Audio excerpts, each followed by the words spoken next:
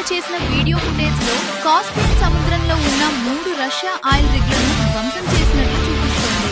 Ukraine వర్గాల ప్రకారం ఈ ఆయిల్ రిగ్లు రష్యా సైన్యానికి ఇంధన సరఫరా చేయడానికి ఉపయోగించబడుతున్నాయి. అందుకే వీటిని వ్యూహాత్మక లక్ష్యాలుగా ఎంచుకున్నట్లు తెలిపారు. వీడియోలో ఆఫ్ షోర్ నిర్మాణాలపై భారీ పేలుళ్లు జరిగి తీవ్ర నష్టం జరిగినట్లు కనిపిస్తోంది.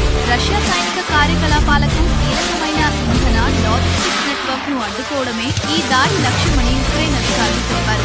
సైన్యానికి అనుసంధానమైన ఎనర్జీ మౌలిక సదుపాయాలపై దాడులు చేయడం ద్వారా రష్యా తన సైనిక బలగాలను నిలబెట్టుకునే సామర్థ్యాన్ని బలహీనపరచాలని ఉక్రెయిన్ భావిస్తోంది.